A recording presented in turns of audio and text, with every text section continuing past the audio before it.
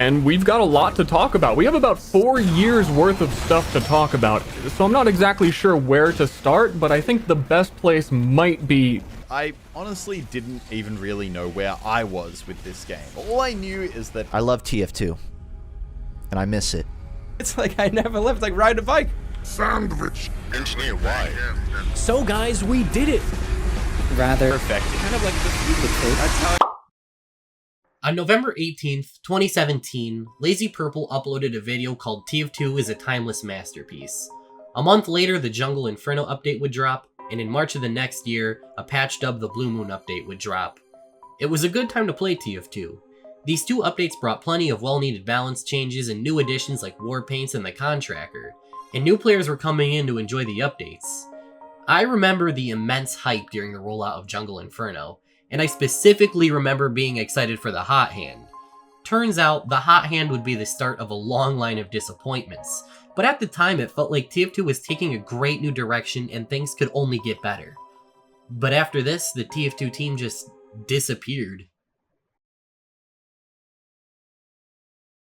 This is a video I've grappled with making for a long time, ever since my videos started taking off really.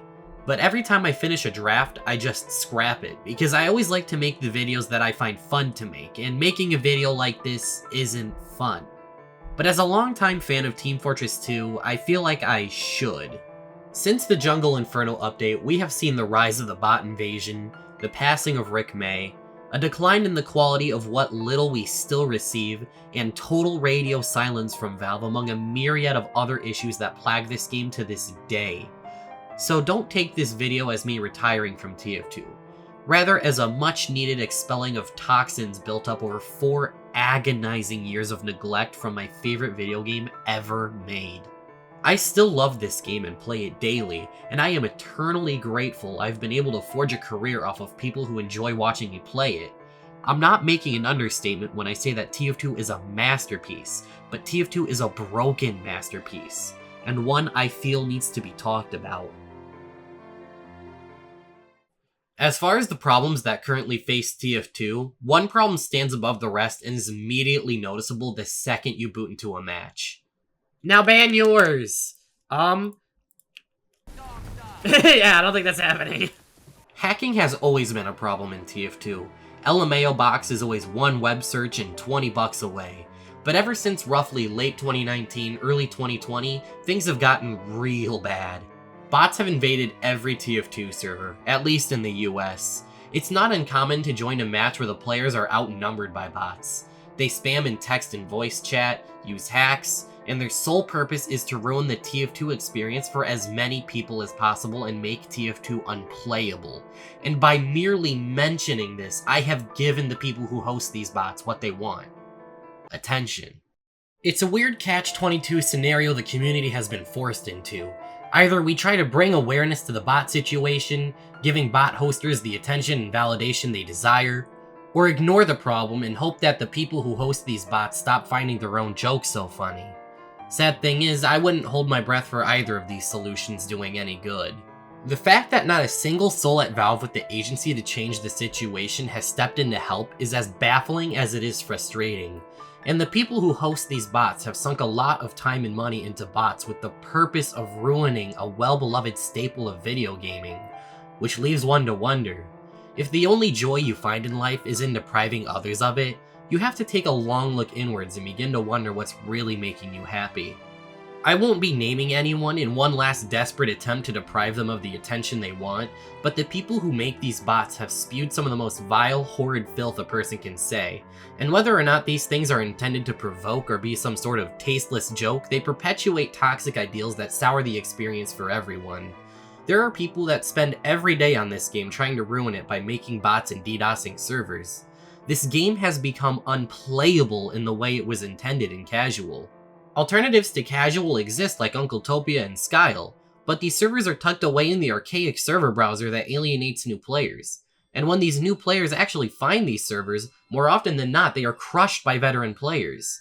These servers are great, but they can steepen the already steep learning curve of TF2 and make newer players feel left out. Thank God I've been playing this game for over a decade, because if I came into TF2 now with a fresh player's mindset, I'd absolutely hate it. Valve's only solutions to casual have been mere band-aid fixes that have done nothing to hinder bots and have only served to ruin the experience for new players. TF2 players will join a game full of bots, and they can't even do as much as press E to call for a medic. Do you really think they're gonna want to spend money for the full experience? This makes it all the more aggravating as Valve still tries to market this game as a complete experience and continues to add crates and buyable cosmetics to the game without giving as much as a passing glance to the bot problem. This is a horrid business practice that would get railed on if any other game developer tried this. You can't have a fundamentally broken game and keep adding buyable loot boxes solely to get an easy paycheck from a starving fanbase. This is horrible. And Valve is horrible for thinking this is a respectful way to treat a consumer base. There is no defense against Valve's treatment of TF2. As a community, we should not be grateful that Valve still updates TF2, when what little they give us is a pump and dump scheme to buy cosmetics they don't even create. As a consumer and fan of Team Fortress 2, you should feel angry and betrayed by Valve's indisputably terrible treatment of this game. It is blindly ignorant at best, and maliciously trampling your consumer rights at worst. But hey, if at the very least the cosmetics we still received were any good, maybe I wouldn't be so harsh on Valve. Despite the fact that Valve produces no new content for TF2, instead grabbing from the community and packaging it all together, Valve has been able to half-ass this process to a laughable degree. Now for this next part, I'm going to be particularly critical of items submitted to the workshop, but in no means is it encouragement to harass creators in the community. Just because I don't like the way you assembled pixels on my imaginary character, doesn't mean I don't like you personally. However, the work you do put out is worthy of criticism. I get the debate over TF2's art style is long and exhausted, but seeing as it's the only aspect of TF2 with the capacity to change anymore, I feel like it's important to discuss. Beauty is in the eye of the beholder, but it seems like the vast majority of the TF2 fanbase is tired of these newer cosmetics. In recent years, we can grow to expect 3 cases.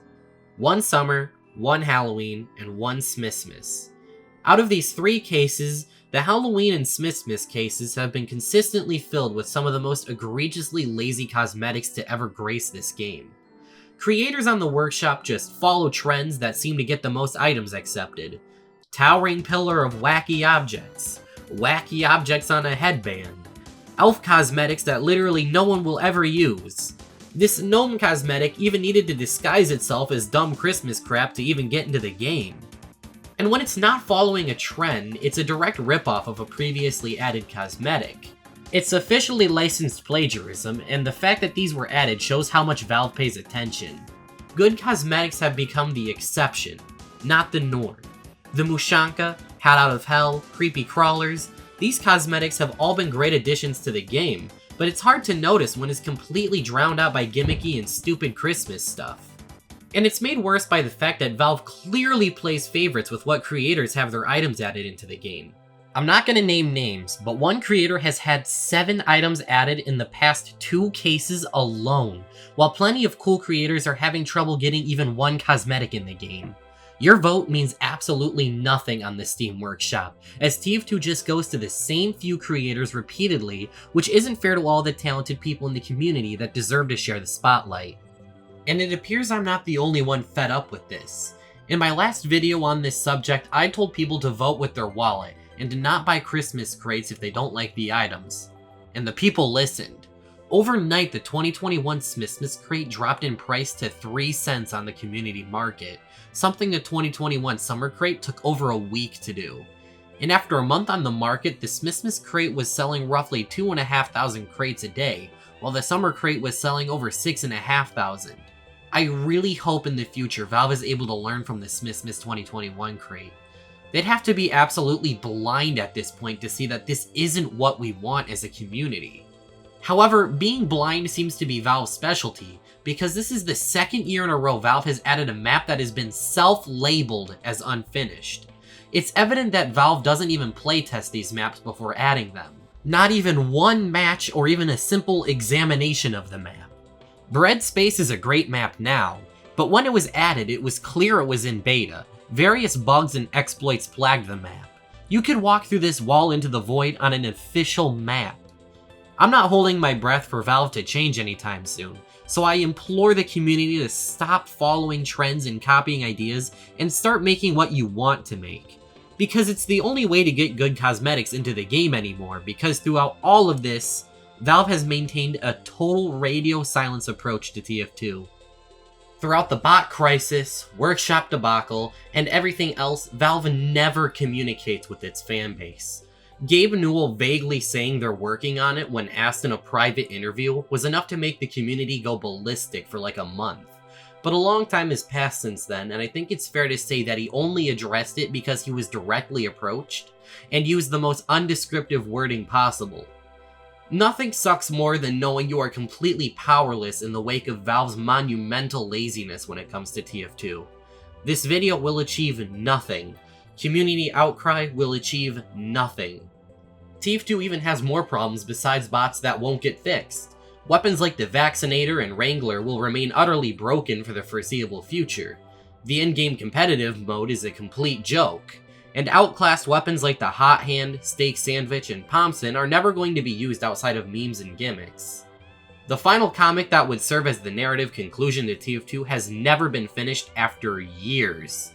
Big community projects like Open Fortress and TF2 Classic were shut down by none other than Valve themselves, a company that got their start from these types of mods, one of them being Team Fortress itself.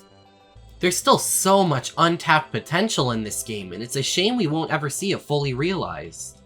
I know up until this point I've been very critical and pessimistic, but I only feel that way because it comes from a strong sense of passion for this game. I've been playing this game ever since I was a dumb old rugrat. I remember the first weapon drop I ever received was the Charge and Targe, and I'm still riding the high I got from the Jungle Inferno hype. So, I think I need to balance out my pessimism in this video by looking towards TF2's future. I think it's fair to rip the band-aid off and say that TF2 will never receive a major update again, and fixes to the botting problem aren't coming anytime soon. But no community will let a game as good as TF2 die.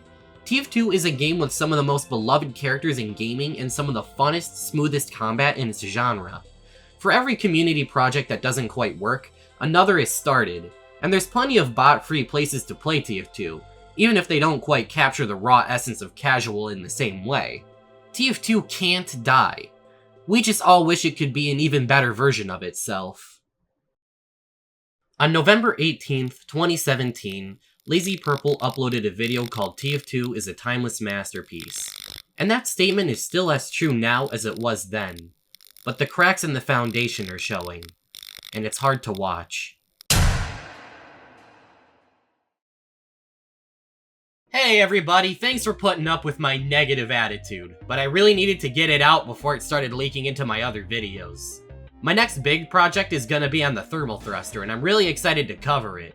It gets an unnecessarily bad rap, and I'm gonna try and do it some justice. Here's some fine folks who donated to my channel. Give a nice round of applause for their contributions. Seriously, I mean it, do it, now. On a similar note, I am not accepting offers for Pomsons or other weapons in mass quantities. I really appreciate it, guys, but my backpack has been filled to the brim and I am running out of room. Thanks for watching, guys. Peace.